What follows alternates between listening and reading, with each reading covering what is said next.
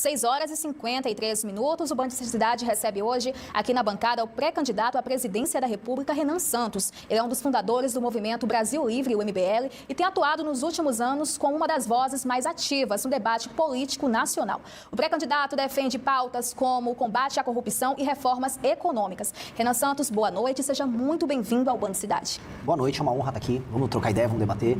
Muito feliz em ser recebido e, aliás, muito feliz com toda essa viagem pelo Maranhão. Aprendi muito, passei muito perrengue, entendi como é que é a vida das pessoas aqui, em grande medida, e já pensei em soluções para resolver muitos problemas.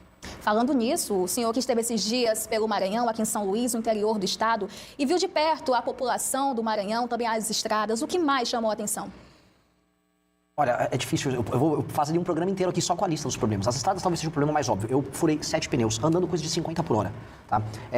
As pessoas falam, não, tem estrada com buraco. Aqui no Maranhão vocês têm buraco com estrada.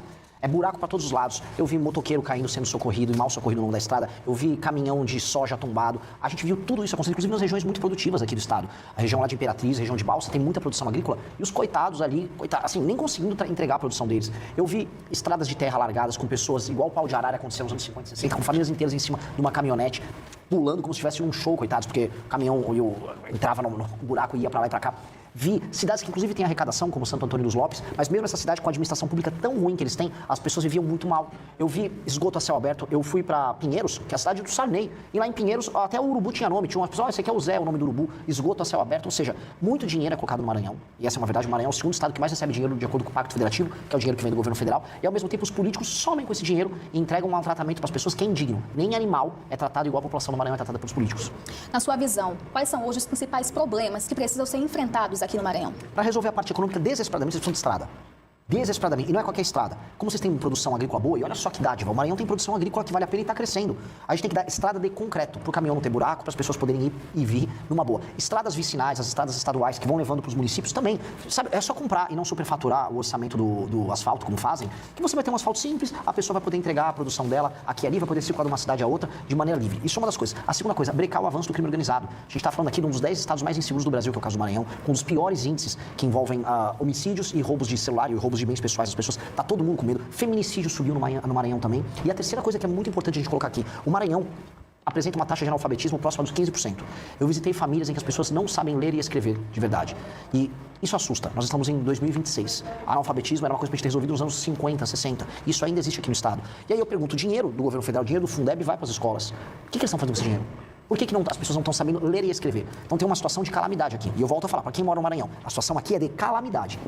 O que pode ser feito para melhorar na prática essa realidade? Primeira coisa, assim, eu venho aqui para o Maranhão muito mais para arrumar inimigos do que arrumar amigos. No sentido que eu vou apontar os erros. A classe política do Maranhão sabota a população. Eu nunca vi nada igual à classe política daqui. Então, uma das coisas que nós podemos fazer é ter quadros novos na política, que não tenham rabo preso com ninguém, que estejam dispostos a trabalhar por desempenho. Ou seja, se não melhorar a saúde, a educação e a segurança e a infraestrutura aqui do Estado, essa pessoa não pode sequer ter direitos políticos. Eu vou, como presidente da República, passar a lei. Vai funcionar assim. Prefeito que não entregar melhoria na saúde, segurança, educação e infraestrutura não pode concorrer na eleição seguinte. Fica inelegível. Aí, se ele quer chamar o Wesley Safadão para fazer show, igual tentaram fazer em Santo Inês. Se ele quer comprar voto, aí não vai poder, porque ele vai estar inelegível. Então eu vou acabar com essa farra. Outra coisa que eu vou fazer, eu vou fundir município. Tem mais de 200 municípios, aqui tem 217 municípios no Maranhão. Eu vou fazer ter menos de 100 municípios. Vamos juntar os municípios, ter uma administração só, para deixar desempregado esse monte de vereador, os babão dos vereadores que são colocados dentro da máquina pública, e com base nisso a gente racionalizar, fazer entregas boas para as pessoas. Isso é, assim, a primeira coisa que tem que fazer, e o governo federal tem que atuar ajudando nisso.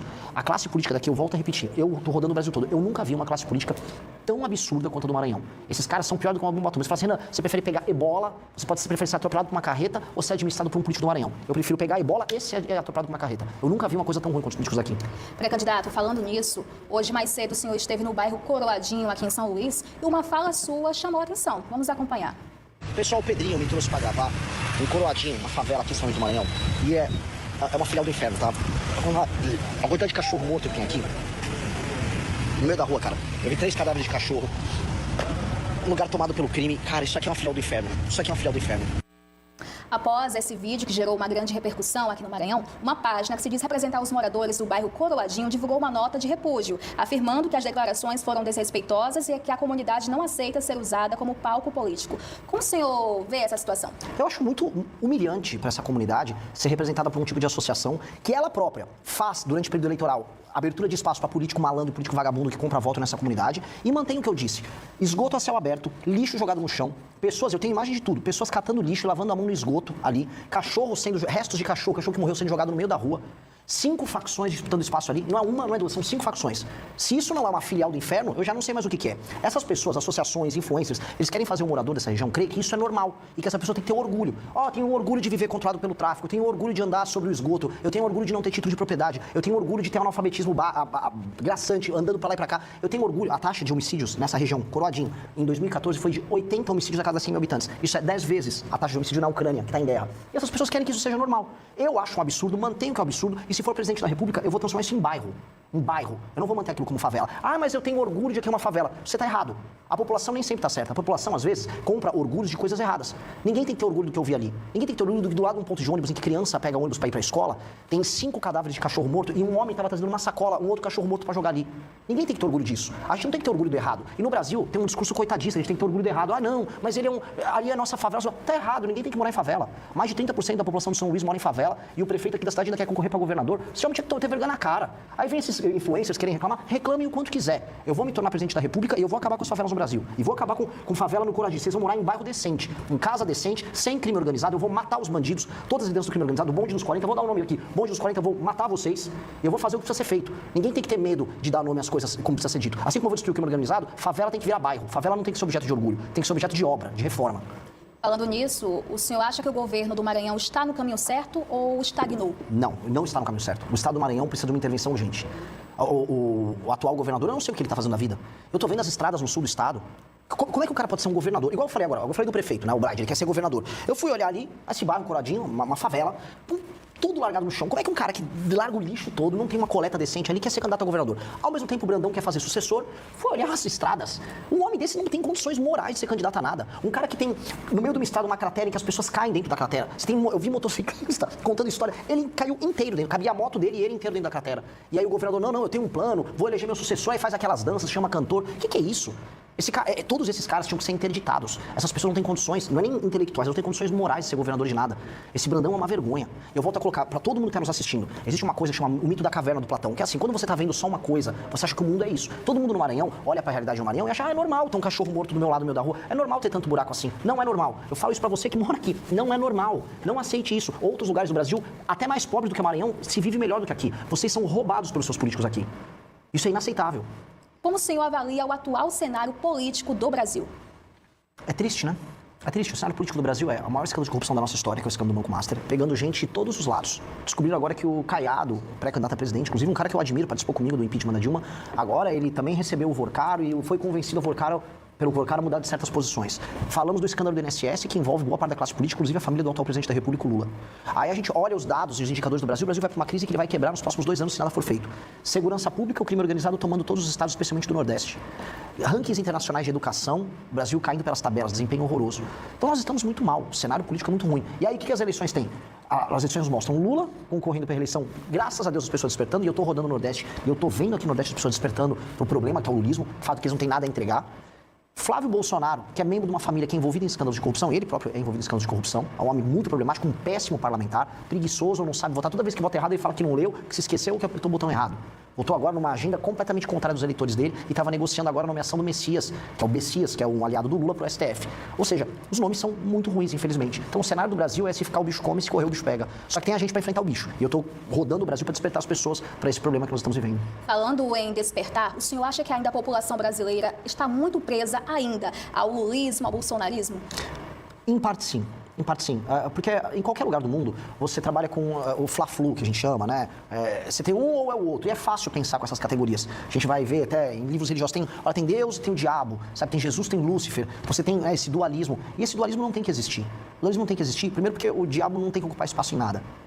E o que eu falo para as pessoas é, de um lado você tem o capeta, que é o Lula, e do outro você tem o Judas, que é o Flávio Bolsonaro, que é a família que trai as pessoas. Então nós temos que ter um outro caminho. E não é nem terceira via, é a única via. Quais são os problemas do Brasil, independente se você é de esquerda ou direita? O que nós temos que resolver para ter estrada que funciona, para ter moradia, para acabar com as favelas, para fazer a economia crescer, para fazer as pessoas saírem do Bolsa Família? Eu não quero, assim, umas coisas que rolam muito, mas é assim, não, um monte de gente na minha cidade está com Bolsa Família. Eu não quero que as pessoas estejam no Bolsa Família. Falo olhando para a câmera. Eu vou diminuir o número de pessoas no Bolsa Família. Aqui no Maranhão.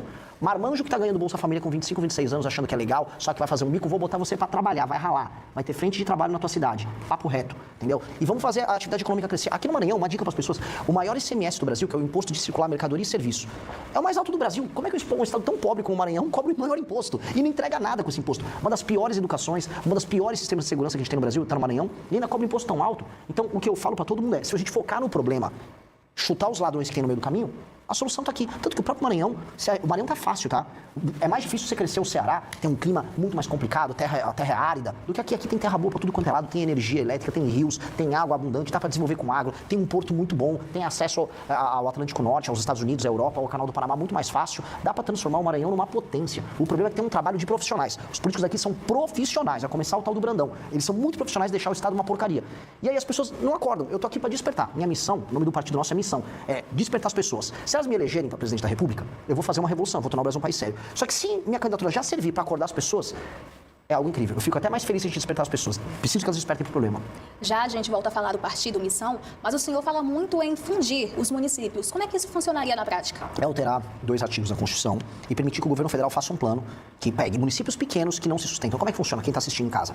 Tem vários municípios que têm 5, 10, 15, 20 mil habitantes. Esses municípios, se eles estiverem gerando renda, porque tem muitas empresas, eles pagam as próprias contas e os indicadores de saúde, educação, saneamento básico estiverem bem atendidos, o município pequeno pode existir, não tem nenhum problema. Agora, se o município é sustentado com o dinheiro do governo federal, ele não gera riqueza e a população é maltratada, aí eu vou juntar eles, 1, 2, 3, 4, 5 municípios, transforma num município só, demite esse monte de vereador, os famosos babões de política, demite os babões que tem lá na prefeitura, que trabalham de mentira, de assessor, demite os demais prefeitos, tem um só prefeito e só 9 vereadores. E eles não vão trabalhar simples. Com a regra que eu estou chamando da reforma administrativa, com lei de responsabilidade gerencial, o que nós vamos fazer é, esse prefeito assume, só que ele tem uma série de metas e indicadores para cumprir. Se você tem só 10% de saneamento básico ou de fornecimento de água, vai ter que subir para no mínimo 30% no mandato dele em 4 anos. Se não subiu para 30%, se não melhorou os índices de educação, se melhorou a fila nas UBSs, ele fica inelegível. Ele não pode concorrer na eleição seguinte. Ah, não, mas e se ele for popular porque ele fez um show do Safadão? Primeiro que eu não vou deixar ele fazer um show do Safadão, não vai poder comprar voto de ninguém. Segundo, se ele for tentar comprar o voto das pessoas, eu vou prender a pessoa que está vendendo voto e vou prender o político que estiver comprando voto. E terceiro, que ele vai estar inelegível. Agora, se ele cumpriu a meta, se foi um bom prefeito, melhorou o saneamento básico, melhorou a educação, melhorou a segurança, fez empresas se instalarem ali, o município começou a esquentar, a economia cresceu, as pessoas estão com emprego, estão comprando uma moto, estão comprando um carro, estão fazendo uma casa, a vida começou a melhorar, o cara vai poder fazer o show do Safadão no município dele numa boa, tá? Eu vou querer ver a população daquele lugar feliz, ele vai poder concorrer à reeleição e o partido dele ainda ganha fundo partidário eleitoral como prêmio porque ele foi um bom prefeito. Então a gente tem que bater no político que não presta, no prefeito, mas se o político que presta, a gente tem que premiar. Essa é a regra que a gente vai fazer. Fazendo isso, difundir o município, a administração aqui vai melhorar tanto, mas eu te falo, tanto, que vocês vão dar um salto. O Maranhão vai começar a crescer 10% ao ano, 10 a 15% ao ano, até começar a pegar o ritmo de ser um dos maiores estados do Nordeste, que é o que ele tem que ser. Agora falando do Partido Missão, que ele surge como uma alternativa no cenário nacional, o que diferencia o Partido Missão dos demais partidos? Começar pelo nome, né? Todo mundo que acompanha partido político no Brasil vê que é uma sopa de letrinha. PSB, Partido Socialista Brasileiro, PMDB, Partido da Mobilização Democrática. Ninguém sabe o que significa isso aí. Missão significa o seguinte, o que significa quando você está numa missão? Você tem uma ideia, um plano, e você tem um período de tempo para implementar. Isso se torna uma missão. A missão, como o nome do partido, significa que nós somos um grupo de pessoas que tem um senso de urgência. O que é urgência? Eu preciso, enquanto eu estiver vivo, nos próximos 30 anos, fazer o Brasil virar um dos 5 maiores países do mundo. Essa é a nossa missão. Eu quero que daqui 30 anos, o meu país esteja junto com China, Rússia, Estados Unidos e Índia, mandando no mundo. Mandando foguete para o espaço aqui da base de Alcântara, no Maranhão, tendo alta tecnologia, produzindo inteligência artificial, tendo forças armadas poderosas, destruindo o crime organizado, sendo influente. Essa é a missão. Então, o meu partido surgiu para cumprir isso. E aí a gente fez uma lista de políticas que a gente tem que implementar para fazer isso, publicamos isso em livros e montando o partido. E minha pré-candidatura hoje é para isso. Então, quando os outros ficam lá com blá, blá, blá, e eu gosto muito do Lula, o Bolsonaro tem lindos olhos verdes, eu tenho um plano, eu quero implementar, eu tô com pressa, eu preciso fazer meu plano ser implementado rápido. Por isso que eu já sou pré-candidato a presidente. É um senso de missão, um senso de urgência.